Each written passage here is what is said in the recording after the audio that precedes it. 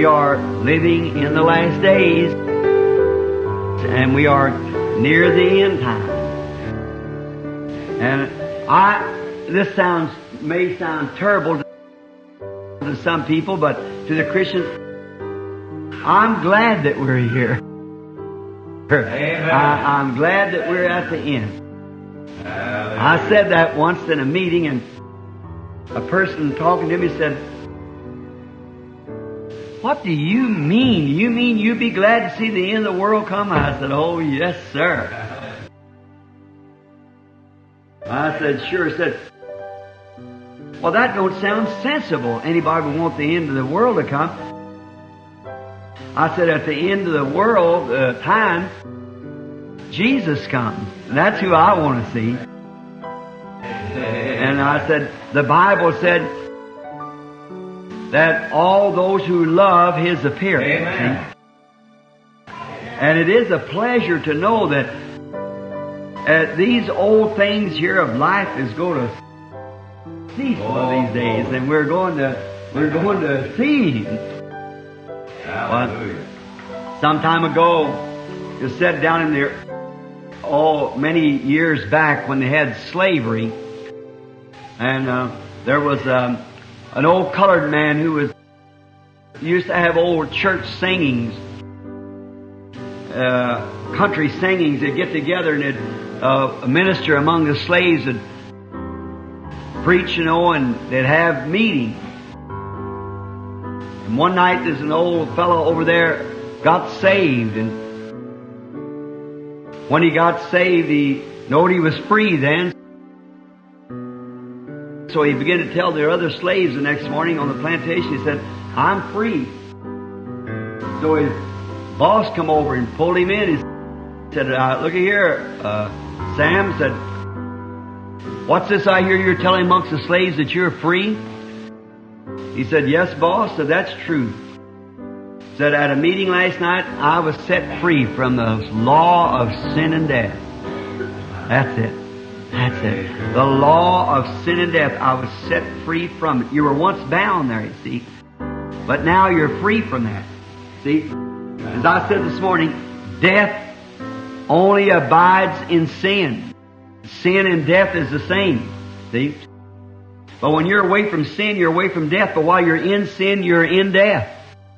See? And therefore, when you're free from the law of sin and death, you're a new creature in Christ Jesus. Amen. And then you're free. And his boss said to him, said, "Sam, do you really mean that?" He said, "Yes, sir." And said, "The Lord called me last night to talk to my people and to speak to them.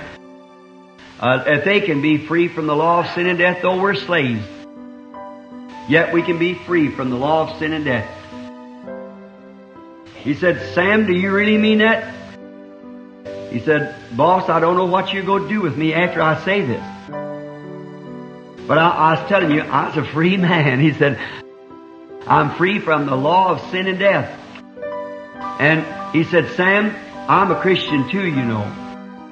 And because that God has made you free from sin and death, and you're a Christian, and you feel you want to tell your brethren about it, I'm going down this morning and set you free and sign the proclamation, and you can be a free man, not bound by anybody, to preach the gospel to your brethren." Amen. He said the old fellow preached for many, many years. One time, then after all of us do, we come down to the end of our road.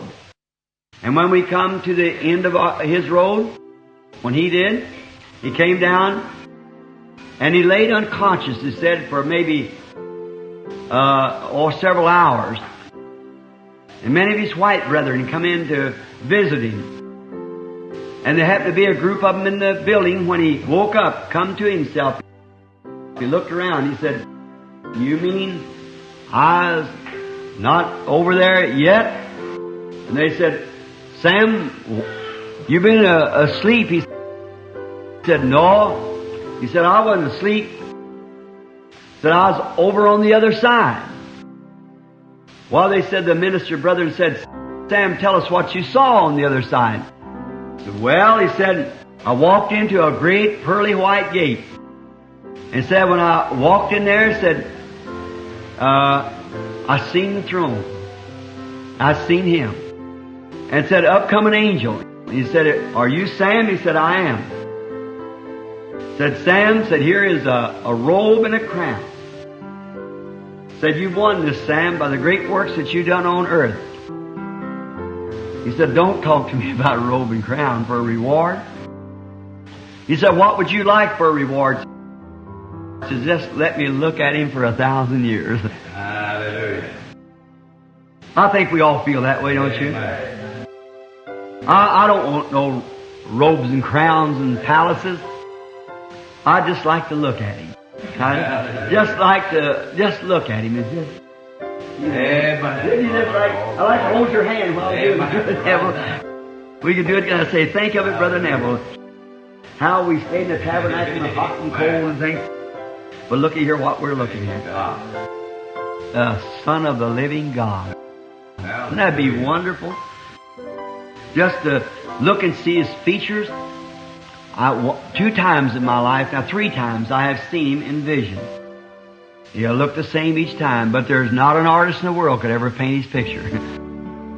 They might paint something that might look like Him, but He looked like to me He would be a man. If He'd speak, the world would come to an end. And yet so sweet and lovely that there's just too many characteristics there that an artist brush could ever catch. And I sure want to see Him someday in person. And I've often thought when I like to heard Him when He raised out those precious hands and said, come unto me. See that tired, weary look on Him. When He was tired and weary from His journey, say, come unto me all ye that labor and heavy laden. I'll give you rest. Take my yoke upon you and learn of me. Amen. For I'm meek and lowly. I like to have heard Him say that. I wasn't there in that day. I wasn't standing with Peter, James, and John. But I hope I'm standing by Him the day when I can hear Him say, it was well done. Amen. My good and faithful servant. Now I enter into the joys of the Lord. And to think that the very ones who wrote this Bible, Paul, Isaiah, Jeremiah, and all the apostles, and those precious brethren, wherever they are now, the very God that dealt with them to foresee things and write it, and so forth, and give them the gifts of the Bible, of prophecy and speaking with tongues and signs and wonders and so forth, them same man, wherever they are now, we're going to be with them. The same God with the same things. It isn't a guess so anymore. We know it now, see, because He's really present and we know that it's so. So, shouldn't we not be the happiest people on earth? What more would we long?